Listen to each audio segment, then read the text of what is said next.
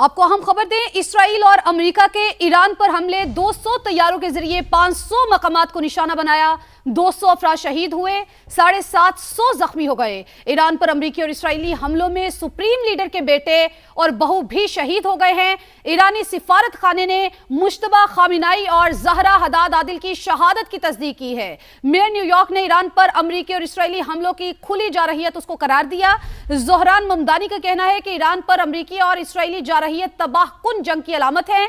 हमलों में शहरियों की हलाकत अफसोसनाक है। अमेरिका ने नया महाज खोल दिया। अमेरिकी अवाम हुकूमत के खात्मे के लिए एक और जंग नहीं चाहते।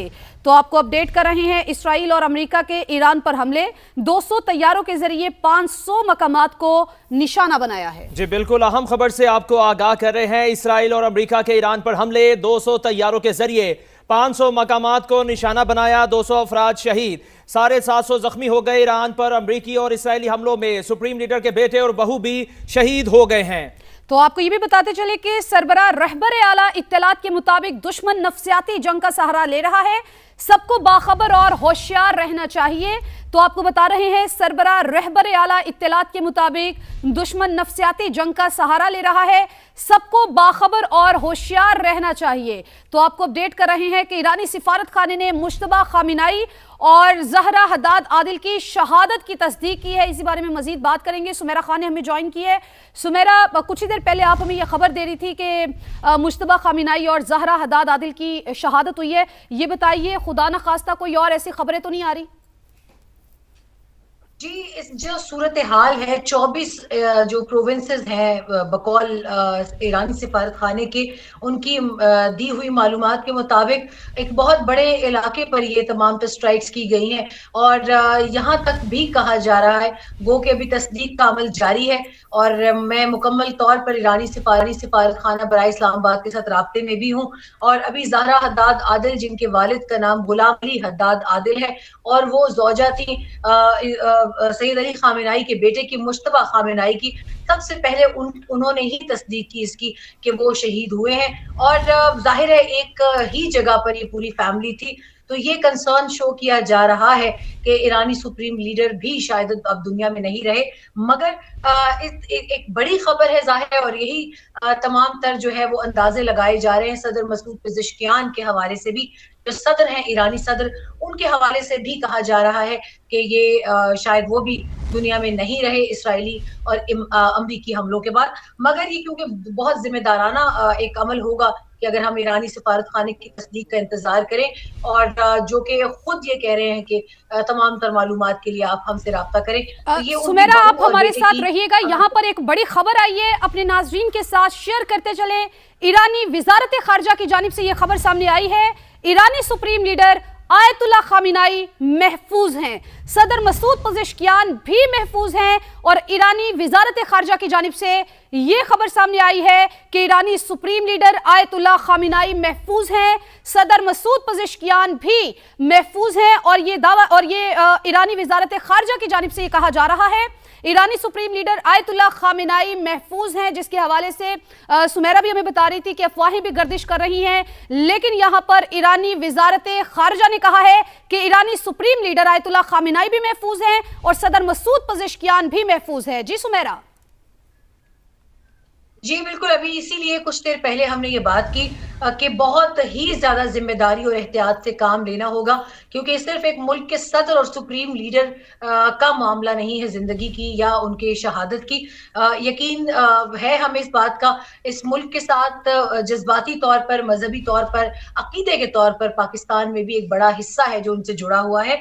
लिहाजा हम अपने तौर पर बहुत जिम्मेदारी का मुजाहिरा करते हुए इन तमाम तर खबरों को फाइल करेंगे। और अभी ईरानी सिफारत खाने ही की मयस्तर करदा, फराहम करदा खबरों के मुताबिक, इतलात के मुताबिक 24 प्रोविंसेस, जिसको हमारे यहाँ सूबा कहते हैं, अफगानिस्तान में इसको उलसवाली कहते हैं, और उनकी जानिब इसको सूबे के तौर पर ही गर्दाना जाता है। 747 लोग जो है उनके जख्मी होने की इतलात है। 201 का नंबर था, मगर अभी तक मेरी जिन सहाफी दोस्तों से बात हो सकी है तेहरान में, एक से शायद शहादतों का नंबर ऊपर जाएगा, 300 के लगभग तो उनकी जानिब से। मगर एक मरतबा फिर हम सिफारत खाने के फराहम करदा नंबर को ही कोट करेंगे, तस्दीक शुदा नंबर के मुताबिक। और स्पोक्स पर्सन ने जो ईरानियन रेड क्रेसेंट सोसाइटी के हैं उन्होंने ये भी बताया कि 24 के करीब जगहों के ऊपर जो ये स्ट्राइक्स की गई हैं उसमें एक बहुत मोहताज के मुताबिक इन 24 में से 20 में बहुत ज्यादा ताकत के साथ ये स्ट्राइक्स की गई हैं और इसीलिए उन्होंने रेड क्रेसेंट को फुल अलर्ट पर करते हुए अपनी टीम्स जो है वो डेडिकेटेड टीम्स इन इलाकों की जानिब भेजी है। आपने कुछ देर पहले मुझसे जगहों का भी पूछा था, तो उसमें इस्फहान, तेहरान, कुम, शिराज और यज़्द के जो इलाके हैं जो कि इराक से भी करीब पड़ते हैं, इराकी कुर्दिस्तान के साथ इन इलाकों का जो एक कॉरिडोर है वो बहुत हसास नौइयत का है माजी को देखते हुए भी, और जो ये पूरी टेरिटरी है जीसीसी कंट्रीज की उसमें सबसे हसास इलाका यही गर्दाना जाता है जो कि ईरान की यज़्द शहर से शुरू होकर इराकी कुर्दिस्तान तक बिल्कुल। सुमेरा, आप हमारे साथ ही मौजूद रहेगा, हमें ज्वाइन किया है असफर इमाम ने, उनको भी शामिल गुफ्तगू कर लेते हैं। असफर, बताइएगा कि ईरानी सुप्रीम लीडर आयतुल्ला खामनाई महफूज हैं, ये डेवलपमेंट, ये लेटेस्ट डेवलपमेंट सामने आई है, इसके अलावा ताज़ा तरीन सूरत हाल से भी आगाह कीजिएगा।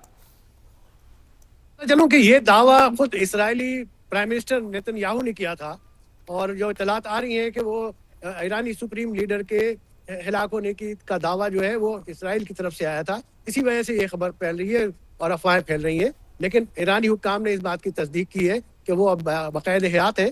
यहाँ मैं वाशिंगटन से बता रहा हूँ कि यहाँ सदर ट्रंप ने जो जंग का आगाज किया है इस पे अमेरिकी सेनेट के अंदर आवाज उठी है। ये अमेरिकी सेनेट अब का इख्तियार है, पार्लियामेंट का इख्तियार है कि वो जंग का आगाज का वहां से अनाउंसमेंट होगा, वहां से मंजूरी होगी। लेकिन सदर ट्रंप ने, आपने देखा होगा, वेनेजुएला के ऊपर जो अटैक किया था उस पर भी उन्होंने बगैर किसी परमिशन के, बगैर किसी मंजूरी के उन्होंने किया था और ये अब दूसरा वाकया हुआ है।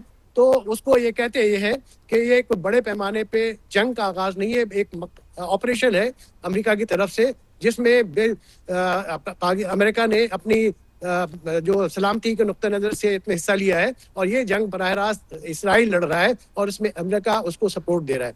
तो मैं ये बता दूं कि यहाँ वाशिंगटन में काफ़ी इस हवाले से हलचल है और ख़ासकर इस बात पे काफ़ी तशवीश पाई जाती है कि अमेरिकी तवक्को के बरखिलाफ ईरान की तरफ से मज़ाहमत ज़्यादा आ रही हैं। जो अमरीकी मुख्तलिफ जो अड्डों पर जो अटैक हुए हैं और मुख्तलिफ ममालिक पे जो अटैक हुए हैं, इसमें यहाँ पे मैं देख रहा हूँ कि यहाँ पे काफ़ी तशवीश पाई जाती है और इम्कान ये है कि अब से कुछ देर के बाद, कुछ दिनों के बाद यहाँ पे पार्लियामेंट की सतह पर सदर के इस इक़दाम पे आवाज़ उठनी शुरू हो जाएगी। ठीक है असफर, साथ ही मौजूद रहिएगा। सुमेरा, मैं आपकी तरफ आऊँगी। चूँकि ये कशीदगी बढ़ती जा रही है और इसके जो है आलमी सतह पर अगर देखें तो इसके बहुत ज़्यादा असरात जो है वो मुरतब होते हुए दिखाई देना शुरू हो चुके हैं। चूँकि आप भी बात कर रही थी और हम भी इस हवाले से जो है नाज़रीन को आगाह रखे हुए हैं कि आलमी तेल मंडी पर इसका बहुत बुरा असर पड़ा है। मैं चाहूँगी कि ज़रा बताइए कि कहाँ कहाँ से इत्तलात आना शुरू हो गई हैं, कहाँ कहाँ पर इसके असरात जो है वो मुरतब होना शुरू हो चुके हैं। देखिए, अभी स्ट्रेट ऑफ हुर्मुज़ की बंदिश की इत्ला आई है और क्योंकि अभी बहुत सारे तेल बरदार जहाज जो हैं ये एक नैरो पट्टी है और इस पट्टी का एक सिरा पाकिस्तान की बंदरगाहों के करीब से भी रखता है, मगर ये एक पहाड़ी इलाके के दरमियान में से ये स्ट्रेट ऑफ हुर्मुज़, अगर आप कभी इसको मैप पर देखें तो बहुत ये तंग स्वेज कनाल की तरह ये एक तंग गुजरगाह है, ये जैसे आपने पैनामा देख रखी हो। तो ये एक बहुत टेक्निकली, एक बहुत स्ट्रेटेजिकली लोकेटेड इनकी स्ट्रेट ऑफ हुर्मुज़ है, जिसका तस्करा आज हमने प्री अफ्तार ट्रांसमिशन में किया था। और हुआ वही है कि अफ्तार के कुछ देर के बाद इतलात मिली कि जो उनकी नेवल कोस्टल फोर्सेस हैं ईरान की, उन्होंने बाकायदा अनाउंसमेंट्स करके जितने भी तेल बरदार जहाज स्ट्रेट ऑफ हुर्मुज़ की जानिब आ रहे थे उनको वापस जाने का कहा कि हमने स्ट्रेट ऑफ हुर्मुज़ बंद कर दी है और इस वक्त यहाँ से कोई आमदोरफ्त नहीं होगी। इसमें 40% जो है यहाँ पर तिजारत होती है, कोई छोटा नंबर नहीं है, बहुत बड़ा नंबर है ये। मैं वही आपको बताने लगी थी कि इसका ताल्लुक सिर्फ तेल की कीमतों से नहीं है। अगर ये बंदिश 4 से 5 दिन भी रहती है तो इस फिक्र से तो हम बिल्कुल ही निकल आएंगे कि यहाँ से आलमी दुनिया की कितने फीसद तिजारत हो रही है। अलबत्ता ये जरूर सोचना पड़ जाएगा कि दुनिया की बड़ी बड़ी मईशतें अपने इस तेल पे डिपेंडेंसी को किस तरीके से ऑल्टरनेट्स के ऊपर स्विच करेंगी और मईशत को चलाना मुश्किल हो जाएगा। बहुत अगर नामुमकिन हद तक ना भी जाए तो महंगाई इस शरह तक बढ़ जाएगी बहुत बड़े बड़े ममालिक। तो सुमेरा, अगर आलमी तिजारत जैसे आप बता रही है मुतासिर होगी तो इस चीज को कैसे टैकल किया जा सकता है? देखिए, इसके लिए सबसे बड़ा जो खदशा है वो यकीनी तौर पर मैंने अपने इस पॉइंट्स में भी अभी कुछ एक्स की पोस्ट के लिए लिखे कि एशियाई और यूरोपीय ममालिक की तवानाई की जरूरत है और खासतौर पे एयरलाइंस की जरूरियात ये बिल्कुल हमें एक बड़ी मुश्किल में डाल सकती हैं और यकीनन होगा वही मीडिएशन, इंटरलॉक्यूटरशिप और सालिसी की जानिब, और उसमें पाकिस्तान यकीनन एक मजबूत जगह पर मौजूद है कि पाकिस्तान ही इस वक्त ये बात जो है वो बड़े तरीके से जाकर ईरान के साथ कर सकता है कन्विंसिंगली, क्योंकि बाकी तो आपने देखा जीसीसी के बाकी 7 ममालिक पर ईरान ने मिसाइल दाग दिए और यही वो सबसे पहली स्ट्रेटेजिक गलती थी जो कि आज हुई और उसके ऊपर सऊदी अरब की नाराजगी भी हमने देखी। पाकिस्तान के दफ्तर खारजा ने भी ये बयान जारी किया। उसके पस पर्दा मुहर्रिकात यही हैं कि एक ऑलरेडी एक परेशान कुन सूरत हाल है और अगर अमरीकी और इसराइली हमले हुए थे तो उसके बाद उसी तनाजुर में सूरत हाल को किसी और जानिब मीडिएशन की तरफ लेकर जाया जा सकता था। जैसे सेक्रेटरी मार्को रूबियो ने सफर करना था तेल अवीव का, वो भी नहीं जा सके, वो यरूशलेम उनका स्केड्यूल था विजिट, उनको इजरायलीज ने मना कर दिया। और उसके बाद जब जीसीसी कंट्रीज के ऊपर ये मिसाइल दागे गए अमेरिकी इंस्टॉलेशन के ऊपर तो सूरत हाल मजीद गंभीर हुई है और स्ट्रेट ऑफ हॉर्मुज का ये मुझे सबसे बड़ा खदशा था और वो खदशा सही साबित हुआ है। अब इसकी बंदिश के बाद हालात मजीद खराबी की जानिब जाएंगे और यकीनी तौर के ऊपर अब जो ऑयल बिल है जिसको हम, जो कि पेट्रो डॉलर इकोनॉमी खासतौर पे जीसीसी कंट्रीज की है, मुझे लग ये रहा है कि इन्हीं ममालिक को जिनकी तेल की पैदावार और तरसील और खरीदो फरोख्त पेट्रो डॉलर के तौर पर होती है और उसमें सऊदी अरब का एक बहुत बड़ा स्टेक है, यकीनी तौर पर ये जो ईरान का एक नारा भी है कि पनिशमेंट बाय डेटरेंस, ये आई थिंक उसी पॉलिसी के निफाज के एक हिस्से के तौर पर मैं देख रही हूँ।